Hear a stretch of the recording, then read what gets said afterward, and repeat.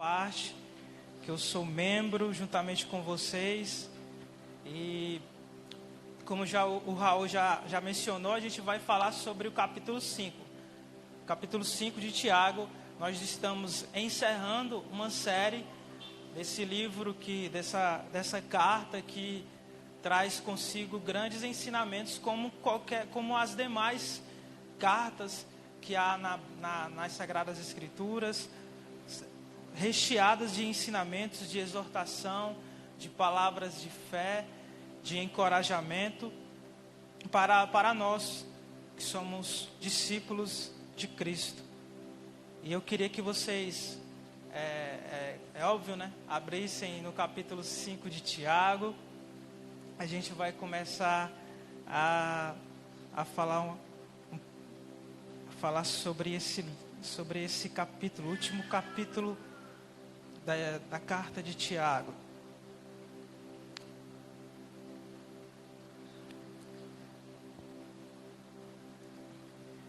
E a gente vai dar início o capítulo 5, mas para ficar melhor de nós entendermos esse capítulo, ele começa, essa parte do capítulo 5, do versículo 1 ao 6, ele começa no capítulo 4. Então, se você for ler, se você ler com atenção, você vai ver que ele não começa aqui, é apenas uma continuidade de um tema que Tiago tratou no capítulo 4. Quem lembra da sexta-feira anterior, eu falei um pouco sobre mundanismo, sobre o comportamento que afeta o mundo, esse comportamento que afeta o mundo, pessoas que não estão servindo a Deus, e é óbvio que elas têm uma tendência a usar o seu arbítrio sempre para caminhos que é contrário à lei do Senhor. Então, o mundanismo, ele afetou muitas áreas do ser humano. Tanto que no capítulo 4 foi mencionado, que eu disse que o texto nos diz que o mundanismo, ele faz com que o homem, ele ame ao mundo mais do que a Deus. O mundanismo faz com que o homem, ele não busque relacionamento verdadeiro com o Senhor. O mundanismo, essa filosofia, essa ideia que diz que tem como características a sua prática de vida, que é totalmente contrário à lei de Deus. E trazendo no capítulo 5, o exemplo final desse tema do mundanismo. Ele afeta não só no relacionamento do homem, em respeito com Deus, esse relacionamento que tem uma separação, porque ele não consegue adorar a Deus vivendo de acordo com como o mundo diz para viver. E no capítulo 5 a gente vai ver que tem um subtema nas suas Bíblias.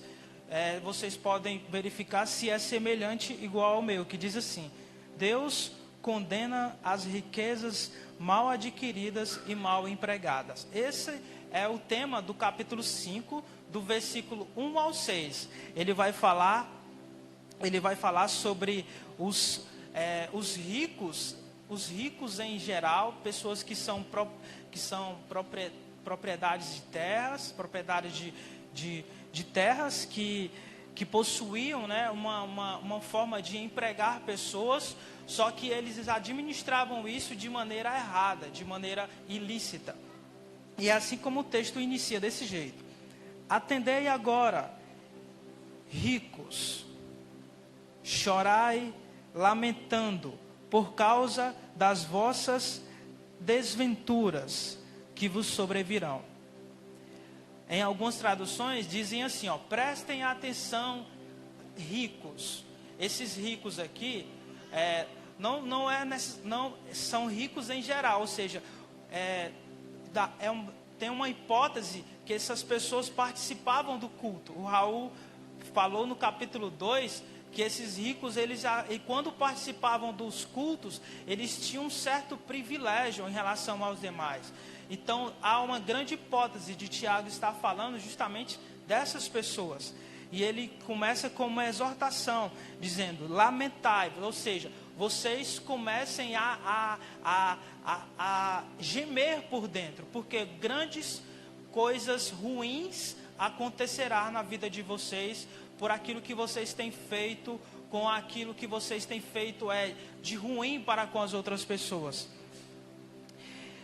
E essas pessoas que esses ricos maltratavam nos seus trabalhos, eram justamente cristãos que viviam nessa época e que tinham esse trabalho que era administrado por essas pessoas que eram ricos, que o texto diz que eles usavam esse trabalho para humilhar os seus empregados, para humilhar e para abusar de uma carga horária excessiva, que era exagerada demais para aquela época.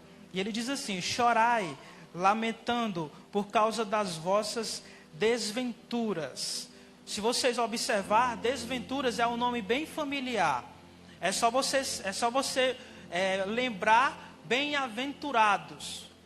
Se bem-aventurados é mais do que feliz, desventuras quer dizer o quê?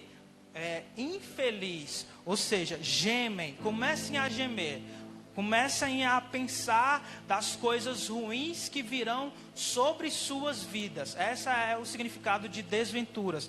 Seja, algo que virá algo que será muito infeliz para a vida de vocês, em consequências dessa prática de vida que vocês estão tendo. Aí ele vai falar do que virá sobre eles. Versículo 2. As vossas riquezas estão corruptas, as vossas roupagens comidas de traça. Versículo 3. O vosso ouro e a vossa prata foram gastos de ferrugens, e a sua ferrugem há de ser por testemunha contra vós mesmos.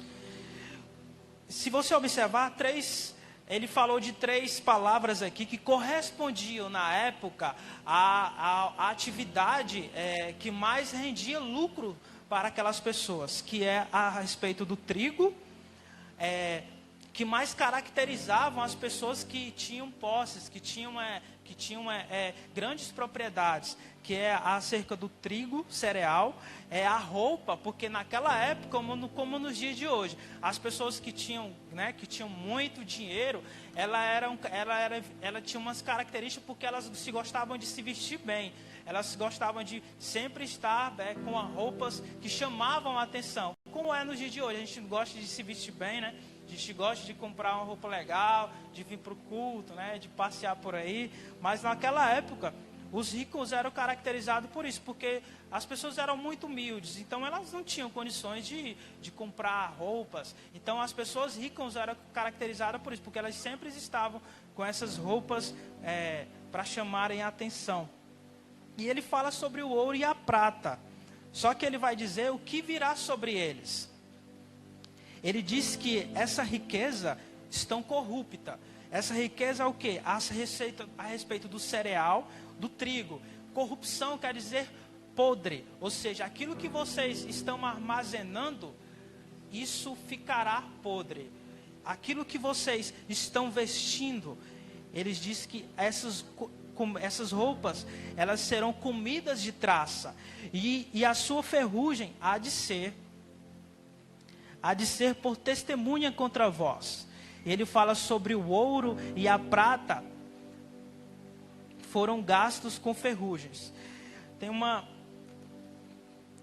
A prioridade do amor dessas pessoas materialistas estavam nas coisas que destruíam elas próprias, a vida delas, pois o amor excessivo pelas coisas materiais é idolatria. Tudo aquilo que troca o seu amor por Cristo é idolatria. Tudo aquilo que você ama mais do que a Cristo é idolatria. Tudo aquilo que você coloca diante do seu coração, que esfria, apaga, tira o seu amor pelo seu Criador, é idolatria. Não é necessariamente uma imagem, é qualquer coisa que esfrie o seu amor por Deus, é uma idolatria. E é isso que essas pessoas materialistas estavam se tornando. Porque tudo isso que eles estavam armazenando, que eles estavam construindo, que eles estavam tendo como prioridade, não traziam paz ao coração deles. Deus fez o homem para usar as coisas, para, como diz lá no início da Bíblia, né? Ele diz que quando ele fez Adão, ele disse para que ele tenha um domínio, para que ele possa dominar as coisas. E quando o homem ele muda esse ensinamento, quando o homem ele inverte essa ordem, ele começa a amar as coisas. Quando ele começa a amar as coisas, ele passa a ser dominado por elas. Quando na verdade ele deveria usar as coisas e amar as pessoas. Mas quando ele inverte essa ordem, quando ele começa a amar mais as coisas, ele passa a usar as pessoas. E é isso que acontece com as pessoas que são materialistas, com as pessoas que amam mais as coisas do que as pessoas, do que o ser humano.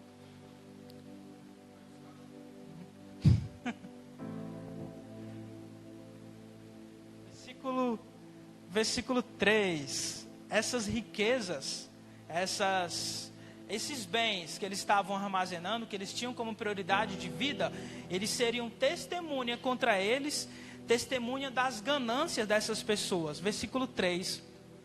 O vosso ouro e a vossa prata foram gastos de ferrugem, e a sua ferrugem há de ter por testemunha contra vós, e há de devorar como um fogo as vossas carnes. Tesouro acumulastes nos últimos dias. Ou seja, o fogo que estava sendo mantido para juízo dessas pessoas, ele era aquecido com esse amor, com essa busca dessas pessoas por essas coisas materiais. O que mantinha esse fogo do juízo divino em relação a essas pessoas eram as coisas que elas tinham como prioridade. O que era? Era aquilo que elas deveriam usar, que elas estavam mamando. Isso mantinha o fogo que figuramente está relacionado ao juízo divino para essas pessoas. Eles estavam se alimentando dessas coisas, que isso iria trazer mal para as suas vidas. Eles estavam acumulando tesouros para a própria condenação no juízo final. Versículo 4, Tiago vai falar a fonte dessas riquezas. Eis que o salário dos trabalhadores que ceifaram vossos campos e que por vós foi retido com fraude, está clamando, e os clamores dos ceifeiros penetraram até os ouvidos do Senhor dos Exércitos. Se você deu para entender, ou seja, o salário das pessoas que trabalhavam no campo, para essas pessoas que trabalhavam para eles, o salário deles era retido por essas pessoas, por esses donos dessas propriedades. O salário que deveriam ser pago para esses trabalhadores, esses ricos materialistas que eram motivados por esse espírito mundano, eles retiam esse salário. E isso, essa tristeza desses trabalhadores estava chegando aos céus, como o texto diz, clamando, e os clamores dos ceifeiros penetraram até os ouvidos do Senhor. Essa é a fonte das riquezas desses homens. Que fonte é? A fonte era de ganhar dinheiro através de maus tratos, ganhar dinheiro humilhando as pessoas, ganhar dinheiro não pagando o que deveria pagar para essas pessoas. Lá em Levítico 19:13 fala sobre o dever dessas pessoas tem propriedades, mas eu queria que vocês abrissem Deuteronômio 24, versículo 14 e 15.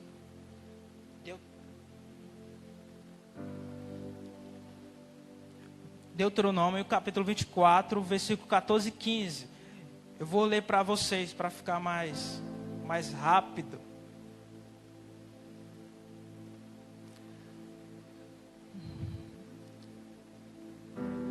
Não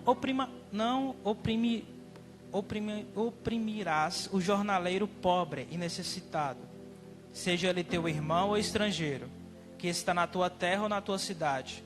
No seu dia lhe darás o seu salário, antes do pôr do sol, porquanto é pobre, e disso depende a sua vida, para que não clame contra ti o Senhor, e haja em ti pecado.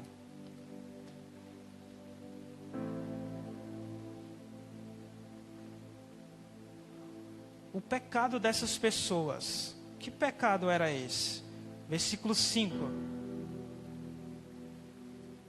Tendes vivido regaladamente sobre a terra. Tendes vivido nos prazeres, tendes engordado o vosso coração em dia de matança. Tem uma palavra aí chamada regaladamente, quer dizer abundância. Tendes vivido com fartura. Por que vocês têm vivido dessa forma? Eles tem uma grande observação aqui, que não é pecado a pessoa ter dinheiro, a pessoa ser rica, a pessoa ter uma propriedade, ter uma empresa e usufruir do trabalho, né? dos frutos desse trabalho, do suor desse trabalho. Claro que isso não é pecado. Há muitos exemplos de pessoas ricas na Bíblia que serviram a Deus.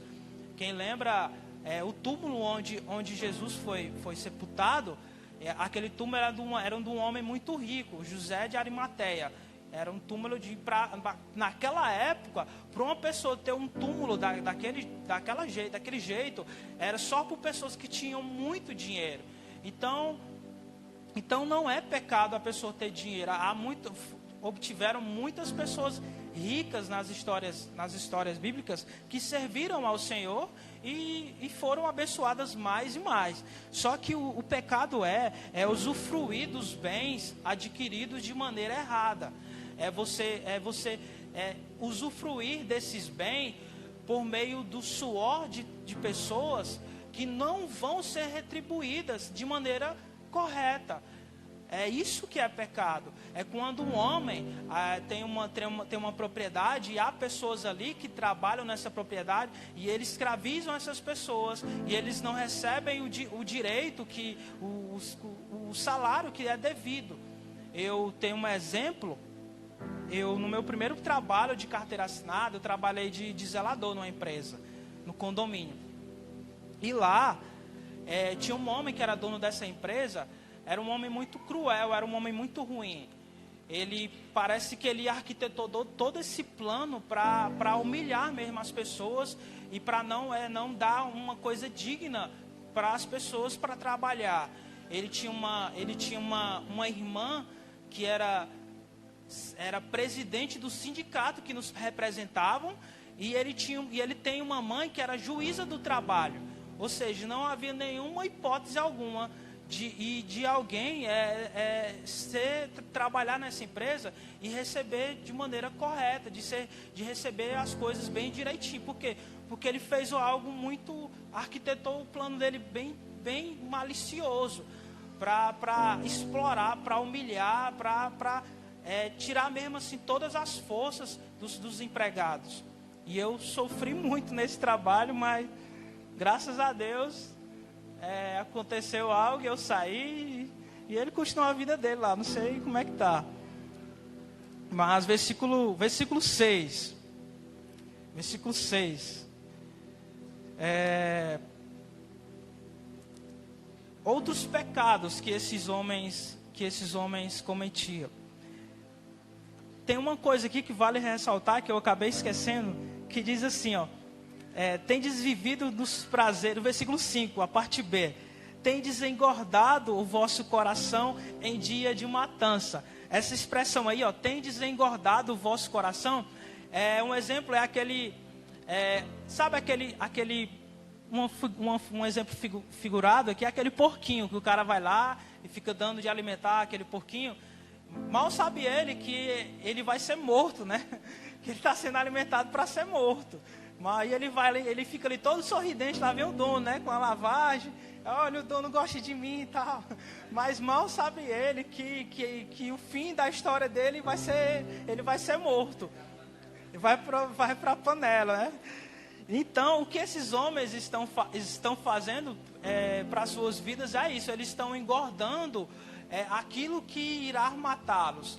Eles estão engordando a eles mesmos com esses prazeres que estão sendo usufruídos, mas de maneira errada, de maneira ilícita, de maneira cruel. E mal sabem eles que tudo isso está alimentando o ego deles para o dia da matança, para o dia onde eles serão julgados por aquilo que eles têm feito para as pessoas. Versículo 6. Tendes condenado e matado o justo, sem que ele vos faça resistência. Tiago falou sobre isso no capítulo 2 de Tiago, no versículo 6. Olha o que esses homens faziam. Só passar algumas folhas e diz assim: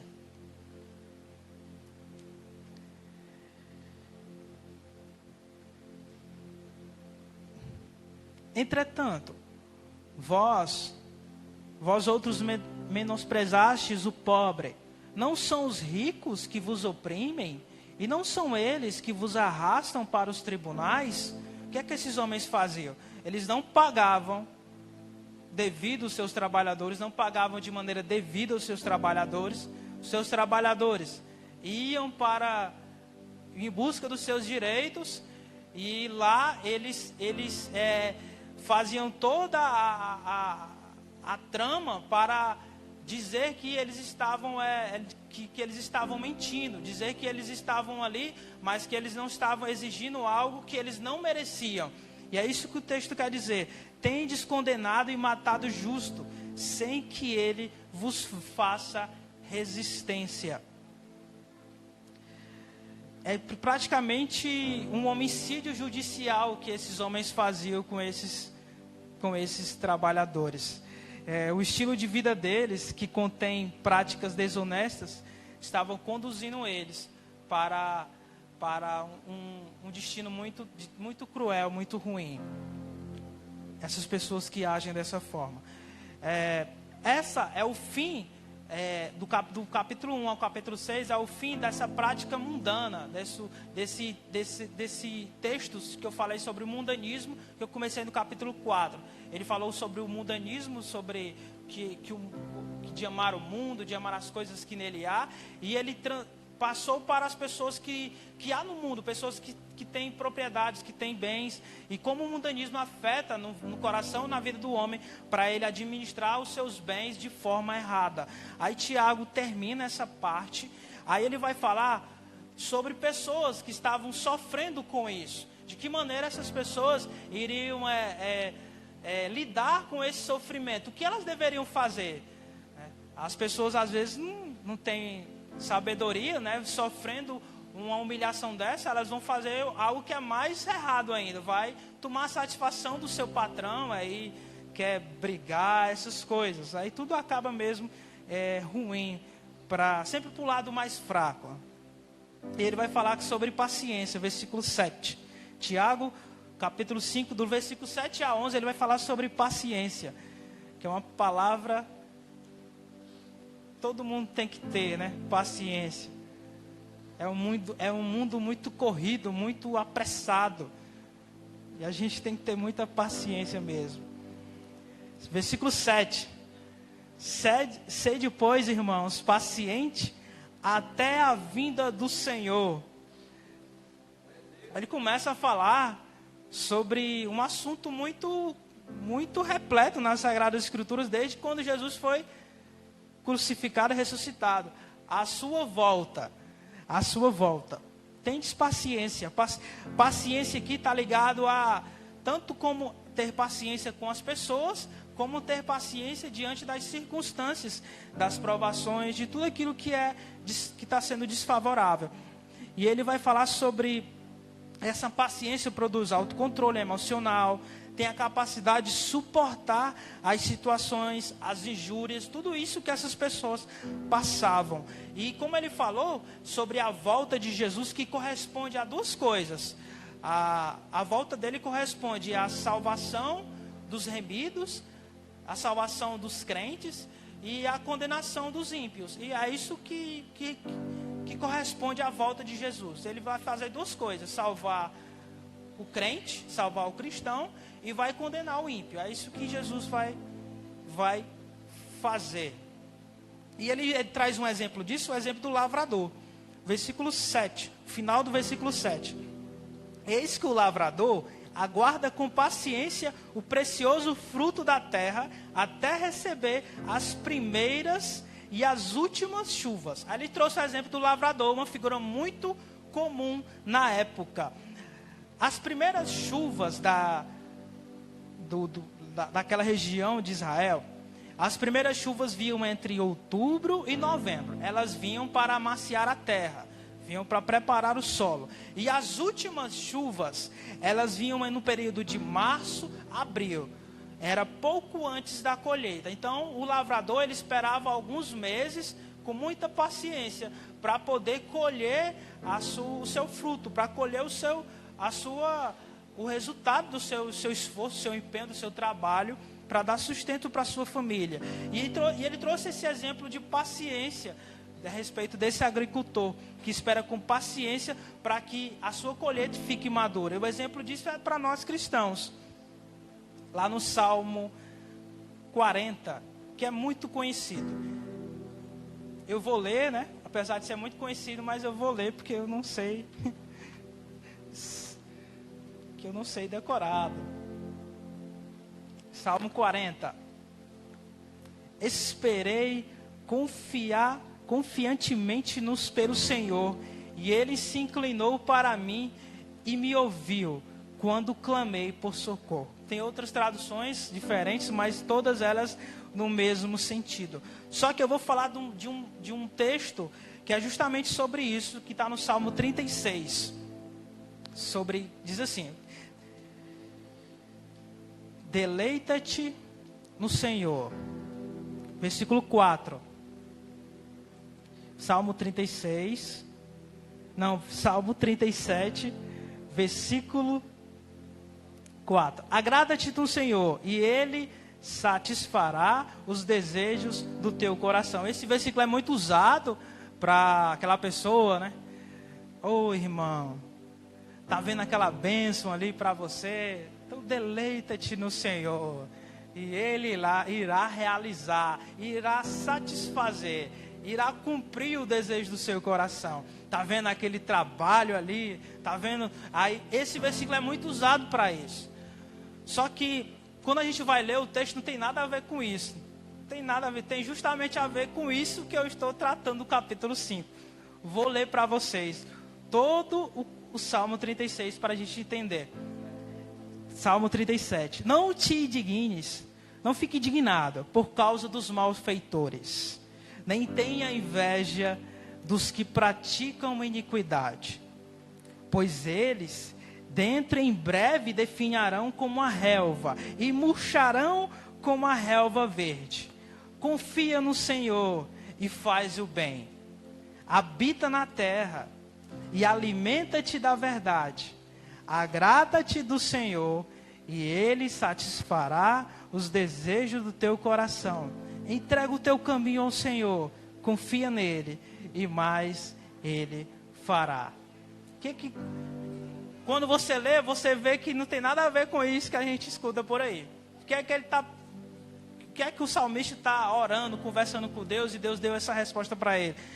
Que havia gente aqui, pessoas que perseguiam o povo de Israel, que perseguiam o Deus de Israel. E essas pessoas não sofriam nada. Ou seja, essas pessoas viviam uma vida de maneira abundante, cheio de fartura, não pegava nenhuma febre. E elas faziam muitas coisas ruins.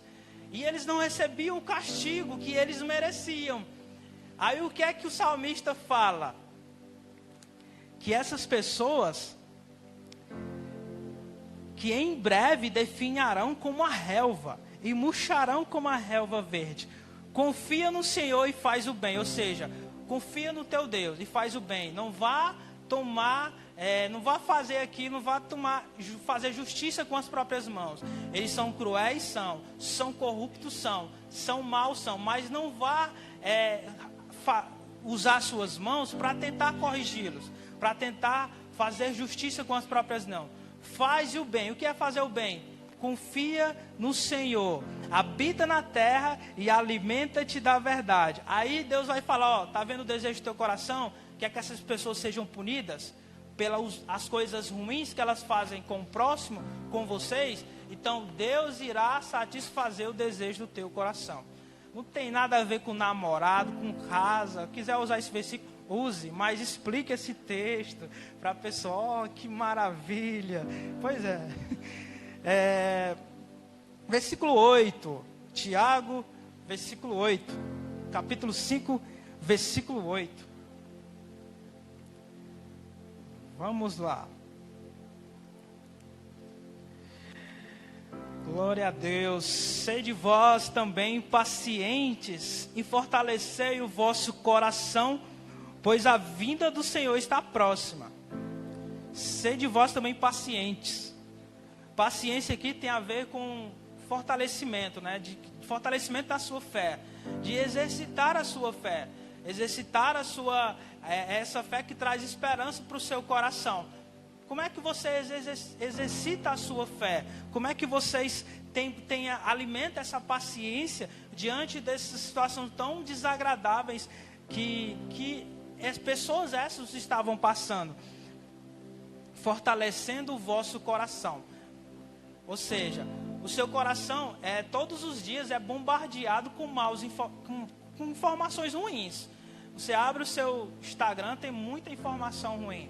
Você anda por aí, há muita coisa desagradável. Como é que você vai proteger o seu coração de coisas tão ruins que quer fazer com que ele tenha esse ódio, essa repugnância, esse desejo de fazer justiça com as próprias mãos?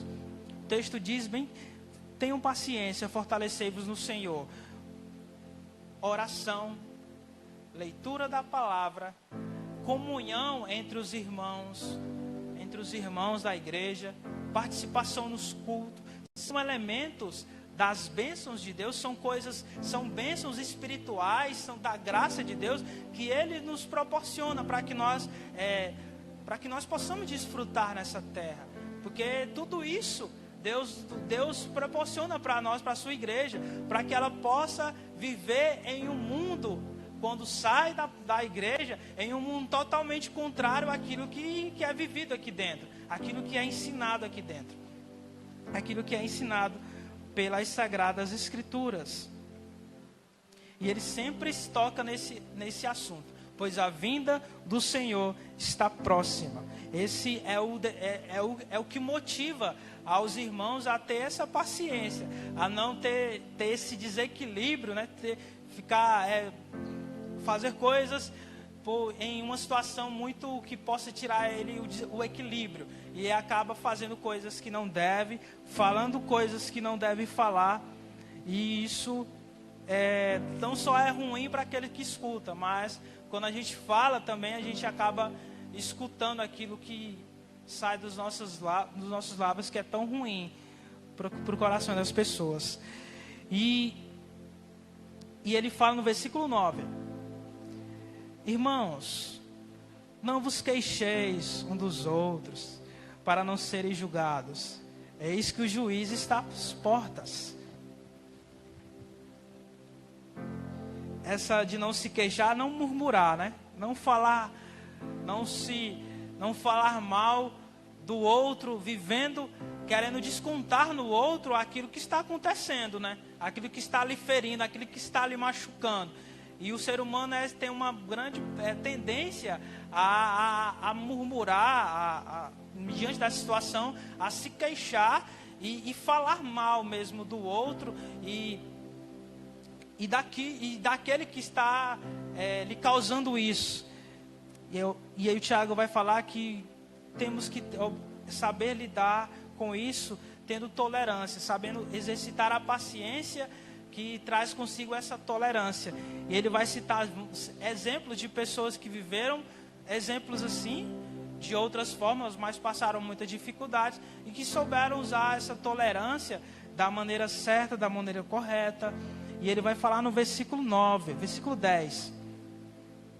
Irmãos, tomai por modelo no sofrimento e na paciência os profetas, os quais falaram em nome do Senhor. E ele vai falar o exemplo dos profetas, que viveram tempos tão difíceis na época dele, e que passaram por muitas injúrias, e eles tiveram muita paciência. Muitos profetas, Isaías, todos os profetas, aqui todos os profetas, eles viveram, tinham esse brilho da presença de Deus, mas ao lado havia muita perseguição. Isaías, Jeremias, Daniel, o próprio Isaías, quando pregava, ninguém acreditava nele, né? Ninguém, como ele mesmo cita, quando ele vai falar, foi um profeta que falou muito sobre Jesus, sobre a vinda de Jesus. Ele começa assim, ó, quem creu na minha pregação? Essa é o que ele começa, quando ele começa a falar sobre o texto que fala sobre Jesus Cristo. Quem creu na minha pregação? Ninguém. Foram homens que eram usados por Deus, que viviam com Deus, que estavam com Deus ali diariamente, mas a sua vida era repleta de perseguição. Jeremias era conhecido como um profeta chorão. Você vai ler, ele está chorando, você vai ver as letras tudo borradas, por causa que ele chora demais. É direto chorando pelo povo. É um homem que clamava a Deus em lágrimas pelo pecado do povo. E esse povo que era totalmente, que não se desobediente mesmo, excessivamente, que não se voltava de maneira nenhuma.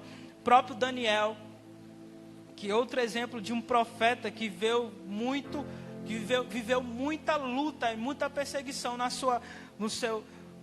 época em que viveu. Então isso aqui é um exemplo de que os profetas viveram nessa terra, mas junto com essa presença de Deus na vida deles, estava também, as perseguições eram muito comuns para os homens de Deus. Ou seja, eles tinham privilégios e provas, eles tinham sofrimento e o ministério, tudo vivendo um ao lado do outro.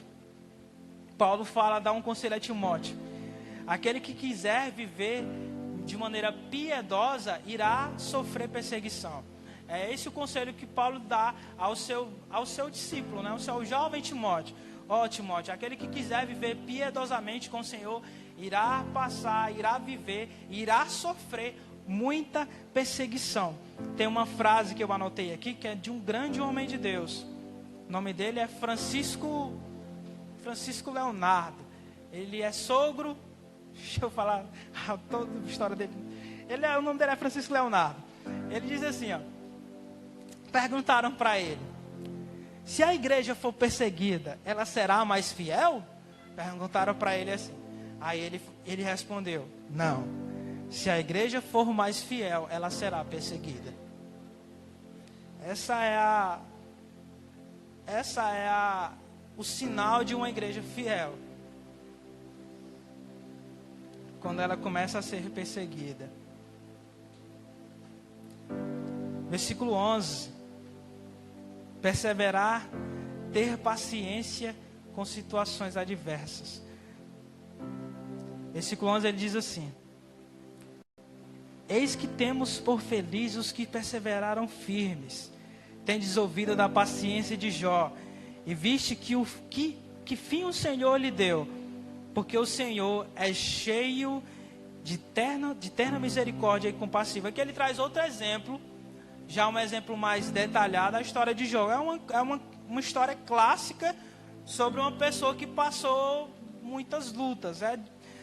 Para nós hoje é difícil entender o que esse homem viveu. Entender assim, eu não seria capaz de ser como esse homem foi nos dias de hoje, porque ele perdeu praticamente tudo. Mas uma coisa é Deus falar assim, ó, Jó, eu vou tirar tudo que você tem, vou tirar teus filhos e eu vou dos pés à cabeça vai ter uma lepra no seu corpo, mas depois eu vou restituir tudo. Se Deus falar isso com qualquer pessoa, a pessoa, eu topo, pode mandar, Deus, tira, mata todo mundo. Mais uma coisa é Deus avisar, outra coisa é Deus não avisar. E foi isso que aconteceu com a história de Jó. Capítulo 1, capítulo 3 vai falar do ataque que Jó sofreu, a perseguição. Do capítulo 4 ao 37 vai falar sobre as acusações que ele sofreu e a sua defesa. E no capítulo 38 ao 42 vai falar a restauração que Deus fez na vida de Jó. É uma história muito clássica sobre paciência. E versículo B, a parte B do versículo 11 diz assim: porque o Senhor é cheio de terna misericórdia e compassivo. É justamente isso que Deus fez sobre Jó. Jó perdeu seus filhos. Primeiro Jó perdeu seus bens. Ou seja, Satanás teve permissão de Deus para provar Jó. E ali ele queria mostrar para Deus que Jó amava mais as coisas do que a ele. Ou seja, ele amava a Deus porque Deus dava aquilo, bens. Aí Deus, então Deus conhece o coração de Jó, então pode tocar em tudo que ele tem. Então pegou primeiro os animais de Jó foram roubados pelos seus vizinhos. E Jó permaneceu de pé. Depois Satanás queria mostrar para Deus que Jó amava os filhos mais do que a Deus. Aí Deus, então veio um não lembro se foi um vento forte, não lembro qual é a expressão, mas que era aniversário do primogênito, era aniversário do seu primeiro filho. E lá aconteceu que todos os filhos deles morreram. E quando isso aconteceu, aí Jó fez aquela oração mesmo de Jó mesmo, que bendito seja Deus, Deus deu e Deus tirou. Aí glórias ao nome do Senhor Jesus, que teve uma história recente que foi com a Estela, né? Que ela passou por isso, o filho dela partiu e ela entendeu muito bem isso que Jó viveu. E depois Jó foi tentado na sua própria carne, na sua própria pele. Veio uma lepra que corrompeu toda a sua carne, que a Bíblia diz que ele coçava as feridas com um caco de telha. E mesmo assim ele não murmurou, ou seja, ele não colocou culpa em Deus. A mulher dele que mandou Deus amaldiçoar Deus. Amaldiçoa logo esse teu Deus e morre. Aí ele, mulher, tu és uma louca.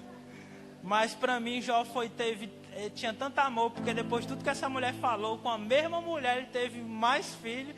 Aí provou que ama ela de verdade. Deus é maravilhoso, é isso. E é isso que esse texto, versículo, a parte B diz: cheio de terna misericórdia e compassivo. Ele restaurou a vida de Jó. Versículo 12, ele vai falar sobre a seriedade para fazer determinados votos. Diz assim: acima de tudo, porém, meus irmãos, não jureis nem pelo céu, nem pela terra, nem por qualquer outro voto. Antes seja o vosso sim, sim, e o vosso não, não, para não cairdes em juízo.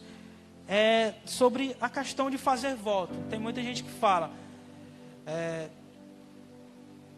eu faço, eu cumpro, eu realizo, eu cumpro, em nome do Senhor, em nome de Deus, coloca em nome de Deus em relação a esses votos.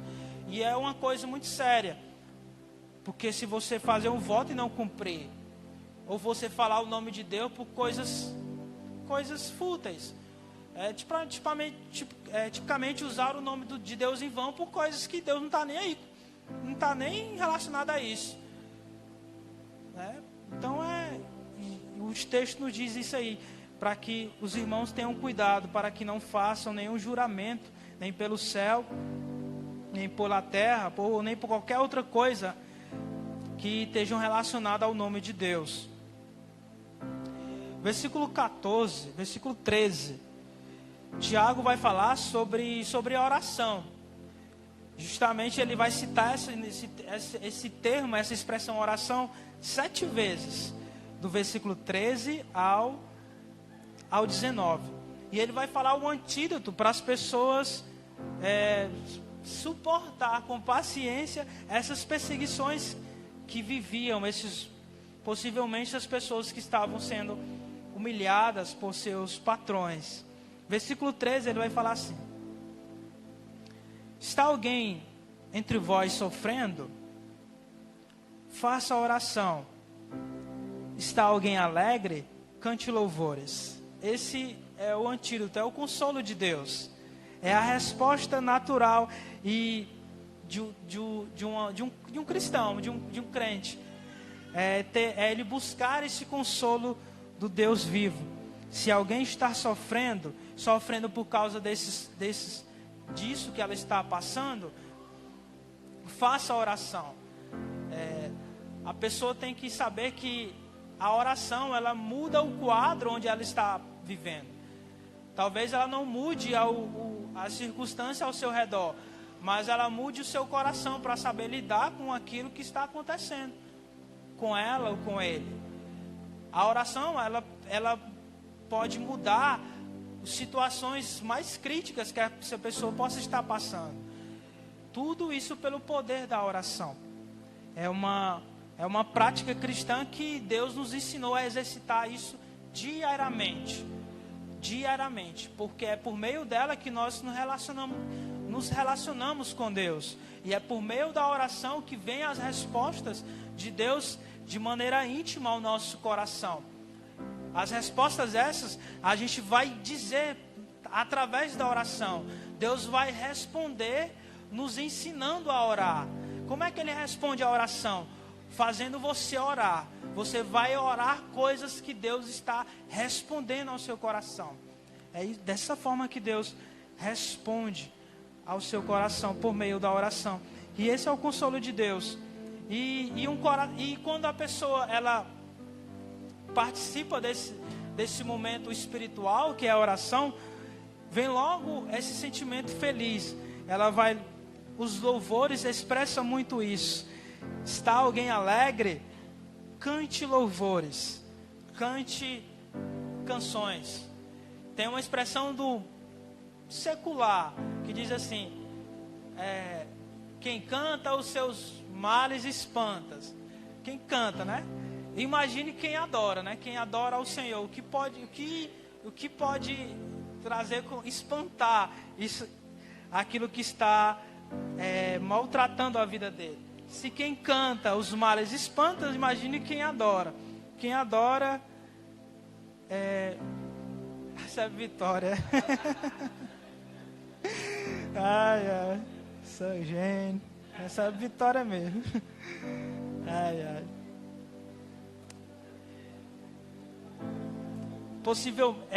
Tiago vai falar sobre os efeitos da oração, também sobre um caso muito específico. Versículo 14. Está alguém doente entre vós? Chame os presbíteros da igreja e estes façam oração sobre ele, ungindo com óleo em nome do Senhor. E a oração da fé salvará o enfermo e o Senhor o levantará.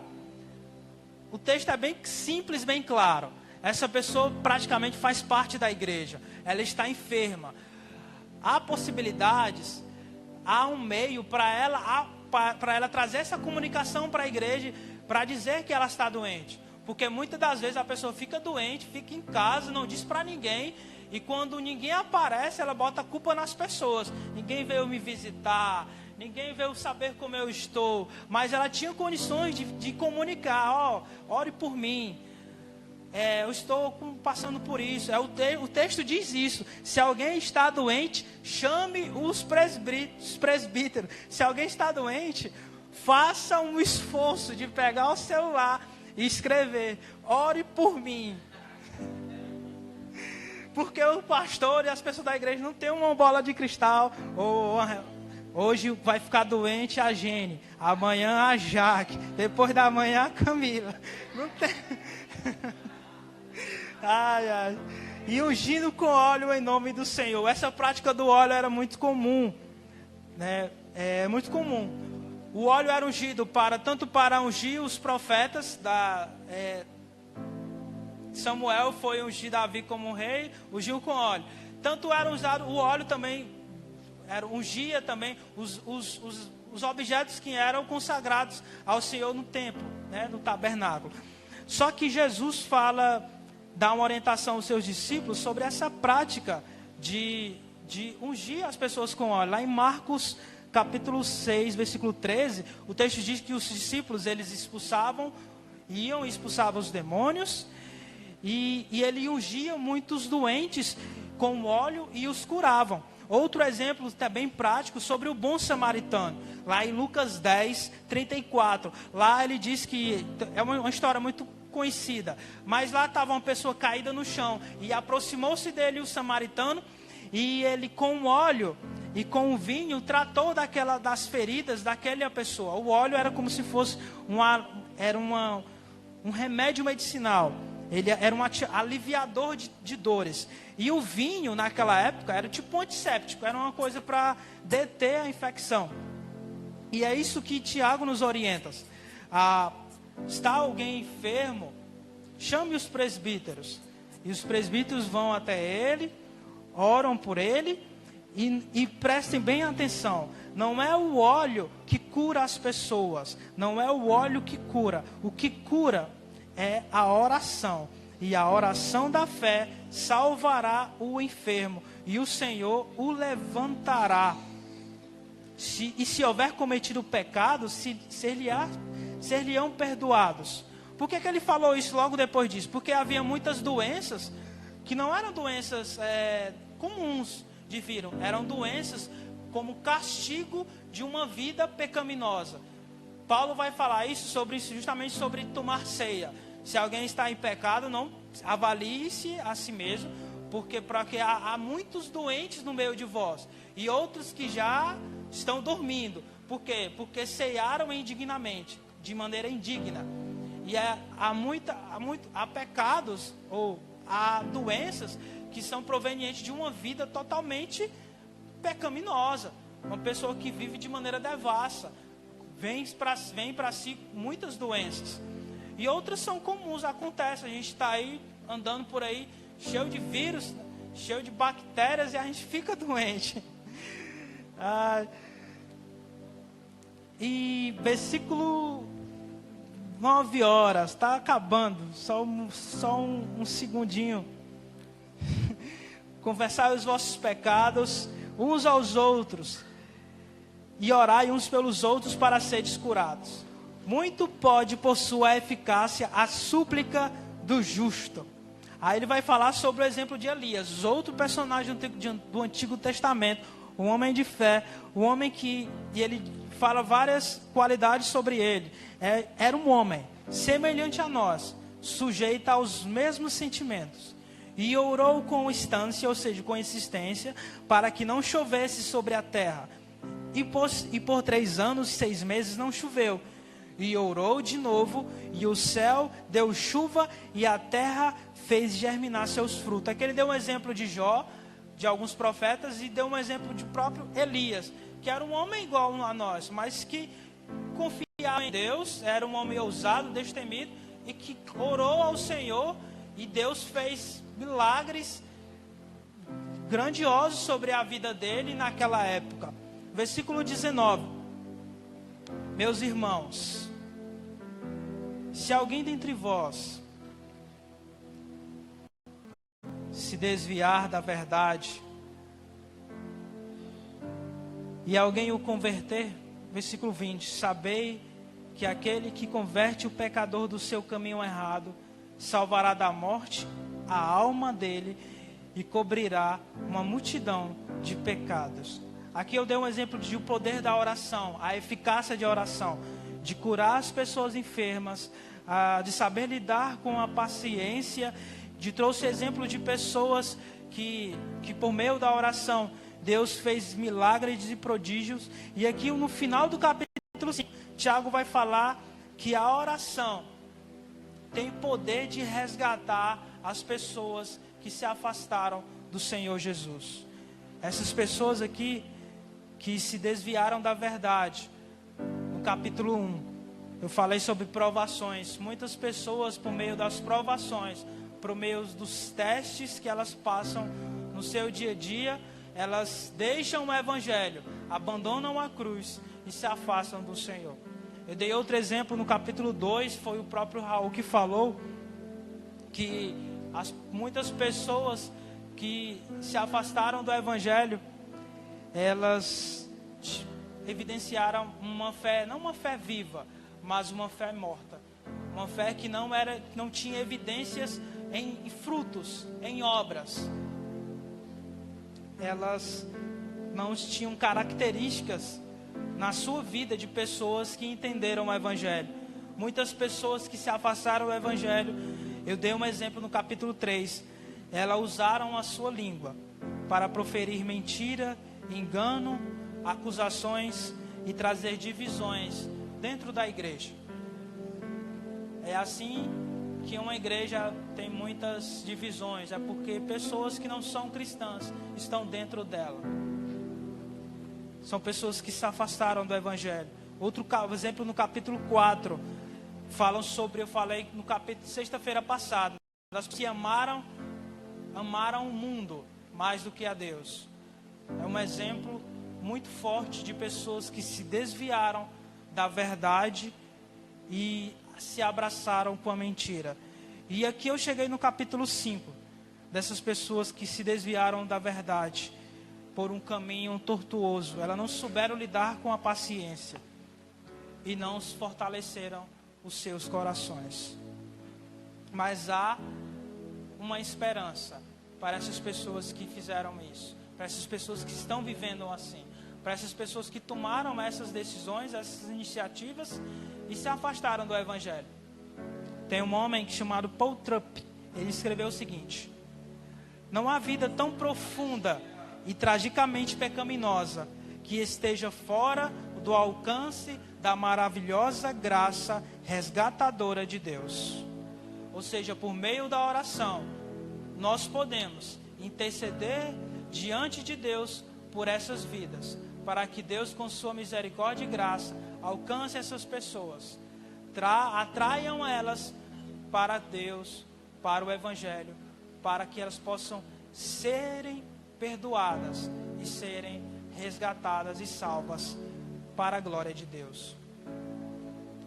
Porque Ele é fiel e justo para nos perdoar e nos purificar de toda injustiça. Esse é o capítulo 5. Essa carta termina aqui. Sabei que aquele que converter o pecador do seu caminho errado salvará da morte a alma dele e cobrirá uma multidão de pecados. Um só pecado é suficiente para jogar qualquer ser humano para o inferno. Um só pecado. Que pecado é esse, Rafael? Dizer não para Jesus. Dizer não para a cruz. Dizer não para o Evangelho. Esse é o único pecado que pode fazer com que o ser humano nunca obtenha a salvação eterna.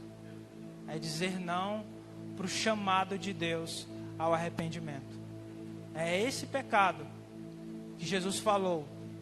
É o pecado sem perdão. Por quê? Porque ele não confia no amor resgatador de Jesus. Ele não confia que esse amor é maior do que o pecado que ele comete. Esse amor existia antes do pecado haver. Antes que houvesse pecado, já existia perdão. É isso que Jesus fala do pecado sem perdão. É uma pessoa que não quer as mãos estendidas de Jesus em sua direção. Qualquer pessoa de qualquer idade, que viveu uma vida de maneira totalmente devassa, totalmente pervertida, qualquer pecado, se ela olhar para Jesus e confessar a Cristo e dizer: Jesus, me perdoa,